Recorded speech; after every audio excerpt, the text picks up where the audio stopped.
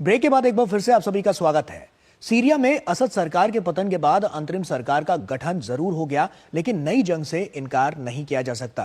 दरअसल तुर्की के अधिक हस्तक्षेप ने इस आशंका को बल दे दिया है। राष्ट्रपति एर्दोआन ने कुर्द लड़ाकों को खुले तौर पर धमकी देते हुए अगर पीछे नहीं हटते तो उन पर हमले किए जाएंगे, ये कहा है, और अंजाम भी भयावह हो सकता है। सीरिया में असद सरकार के पतन के बाद अंतरिम सरकार ने कामकाज जरूर संभाल लिया है, लेकिन क्षेत्रीय शक्तियों के हितों का टकराव नए युद्ध की आशंका को काफी बढ़ा दिया है। इजराइल सीरिया के गोलान हाइट्स पर पहले ही कब्जा कर चुका है, तो वहीं पड़ोसी तुर्की का ध्यान उत्तरीय सीरिया पर टिका हुआ है। ये इलाका कुर्द समुदाय के कब्जे में है, जिसे तुर्की अपने लिए बड़ा खतरा मानता है।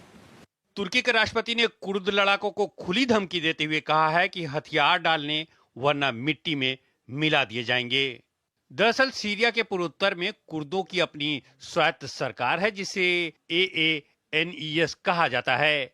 कुर्दों से जुड़े संगठन PKK, Kurdistan workers party, militia group YPG और सीरियन डेमोक्रेटिक फोर्स हैं। ये संगठन सीरिया और तुर्की के कुछ इलाकों को मिलाकर अलग कुर्द देश की स्थापना करना चाहते हैं। इन इलाकों में कोबानी, कामिशली और रक्का जैसे शहर है। तुर्की PKK को आतंकी संगठन मानता है और ये यहाँ प्रतिबंधित है। असद सरकार के पतन के बाद उत्तरीय सीरिया के मनबीज और ताल रिफात इलाके को CNA ने कुर्दिश पीपुल्स प्रोटेक्शन यूनिट से अपने कब्जे में ले लिया था। तुर्की सीरिया से लगी अपनी सीमा पर 30 किलोमीटर का बफर जोन बनाना चाहता है। तुर्की के राष्ट्रपति एर्दोआन ने कहा है कि PKK को 6 से उखाड़ कर फेंकने के बाद ही दम लेंगे। एर्दोआन के इस ऐलान के बाद कुर्द बलों ने भी जवाबी कार्रवाई शुरू कर दी है। सीरिया में कुर्द और SDF की रणनीतिक भूमिका रही है। SDF अमेरिका का प्राथमिक सहयोगी और इस्लामिक स्टेट को क्षेत्र से खदेड़ने में बड़ा योगदान दिया है। बदले परिदृश्य में SDF तुर्की SNA STS के निशाने पर है, यानी आतंकवाद विरोधी मिशन से समझौता किया जा रहा है। IS के 40,000 से अधिक आतंकी SDF की जेलों में कैद हैं। इस बात की आशंका जताई जा रही है कि तुर्की द्वारा मौके का जो फायदा उठाने की कोशिश की जा रही है, कहीं उसका लाभ IS न ले ले। जबकि तुर्की लगातार कुर्द नेतृत्व वाले समूहों से हथियार डालने और संगठन को भंग करने की अपील कर रहा है। वहीं डेमोक्रेटिक फोर्सेस ने पिछले दिनों आश्वासन दिया था कि अगर उत्तर सीरिया में पूर्ण युद्ध विराम हो जाता है तो SDF का समर्थन करने वाले गैर सीरियाई कुर्द लड़ाके इस क्षेत्र को छोड़ देंगे। तो साफ तौर पर एक और जंग की आहट नजर आ रही है, और आने वाले समय में इससे क्या इंपैक्ट पड़ता हुआ नजर आएगा, ये इसी पर चर्चा करते हैं। Retired lieutenant general Sanjay Kulkarni ji लगातार हमारे साथ जुड़े हुए हैं। संजय सर, मेरा सवाल आपसे यह है कि जिस तरह से अभी हम मौजूदा स्थिति को देख रहे हैं, ऐसे में आने वाला कल कैसा होने वाला है, क्योंकि साफ तौर पर कुर्द लड़ाकों को लेकर एक बड़ी बात निकलकर सामने आई है, और उनको जिस तरह से ये बात कही गई है उससे आने वाले समय में या मौजूदा समय में हम कहें तो उससे कितनी बड़ा जो प्रभाव है वो आने वाले समय में देखने को मिलेगा।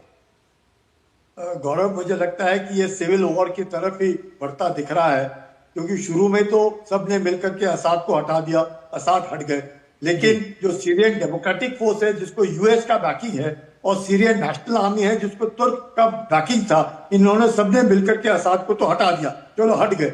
अब उनको लगता है, तुर्कियों को ये लगता है कि ये जो SDF है जिसपे आप जैसे बता रहे थे कि KPP है, YPS है, ये आतंकी संगठन है और ये कुर्द के साथ मिले हुए हैं। ऐसे में अब मुश्किल ये हो रही है, SDF का बोलबाला है, क्योंकि SDF ने HTS के साथ, यानी जुलानी की जो आतंकी संगठन ही कह सकते थे, पर अब तो अमेरिका ने भी उनको आतंकी संगठन नहीं कहा है।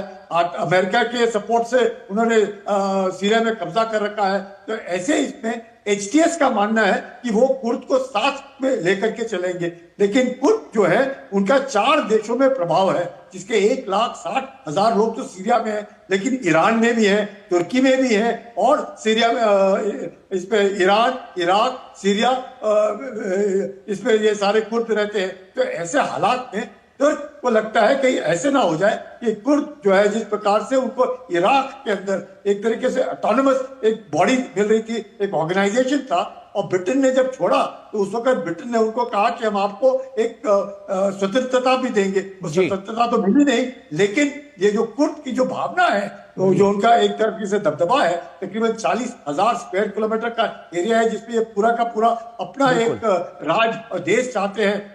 लेकिन एचटीएस का ये कहना है, ऐसे में संजय सर, इनका जो सपोर्ट सिस्टम है वो क्या है? क्योंकि साफ तौर पर एक सपोर्टिव सिस्टम इसके पीछे काम कर रहा है, जिससे हम साफ तौर पर देख रहे हैं कि इस तरह की स्थितियां बनती जा रही हैं। तो ऐसे में इंटरनेशनल इंपैक्ट क्या नजर आ रहा है, और आने वाले समय में इससे आपसी जो देश हैं उसके आसपास के, उन पर क्या प्रभाव पड़ेगा?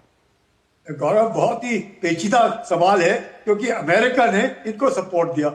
अमेरिका के एसडीएफ के सपोर्ट से एचटीएस ने, जो जुलानी जिसके ऊपर $1 बिलियन लगाए थे, उन्होंने असाद को हटा दिया और ये सारा कुछ अमेरिका के द्वारा हुआ। लेकिन अब जो ट्रंप है, उनका ये मानना है कि सीरिया में तुर्की ने बहुत बड़ा रोल प्ले किया है और वो एर्दोगान के साथ खड़े हैं, और असाद जो था उनको जो हटाया गया वो एक बिल्कुल ही खराब आदमी था, चलो मान गए। और अब जब नए राष्ट्रपति आने वाले हैं अमेरिका के अंदर, ट्रंप साहब, उनका यह मानना है, उनके पहले ट्रंप के पहले टेन्योर में भी वो एर्दोगान के साथ खड़े थे, और अब दूसरे टेन्योर में भी वो उनकी सिफारिश कर रहे हैं कि उनका सीरिया के अंदर बहुत बड़ा रोल होगा। सीरिया में जो संगठन आया है एचटीएस और एसडीएफ, उनका यह मानना है कि नहीं, ये जो केपीपी है और वाईपीएस है, ये एक आतंकी संगठन नहीं है, ये एक एसडीएफ का बहुत बड़ा भाग है और उनका बहुत बड़ा रोल है। तो इस तरीके से मुझे लगता है टर्क और सीरिया और अमेरिका, अभी आज की तारीख पे जब तक ट्रंप दूसरे प्रेसिडेंसी में नहीं आते हैं, तब तक मुझे लगता है अमेरिका को लगता है कि आईएसआईएस जो है वो कहीं ना कहीं हावी हो रहा है, और उस आईएसआईएस के हावी होने के कारण, लेकिन जो गुलेर हैं, जो फॉरेन मिनिस्टर है टर्की के, वो कह रहे हैं ये तो आप ऐसे हवा में बात कर रहे हैं। निश्चित तौर पर सर, ये बहुत सारे फैक्टर्स हैं जो इस हम कह सकते हैं जो सपोर्टिव सिस्टम की तरह यहां पर काम करते हुए नजर आ रहे हैं, और यही कुछ है जो कहीं ना कहीं जो ये कुर्द लड़ाके हैं उनको सपोर्ट भी कर रहा है। आने वाले समय में इसमें क्या कुछ होगा, इस पर भी हमारी पैनी नजर होगी। बहरहाल आपका बहुत बहुत शुक्रिया हमसे जुड़ने के लिए और तमाम बातचीत हमसे करने के लिए, दर्शकों तक तमाम जानकारियां पहुंचाने के लिए बहुत बहुत शुक्रिया सर। और चलिए अब जाते जाते आपको छोड़ जाते हैं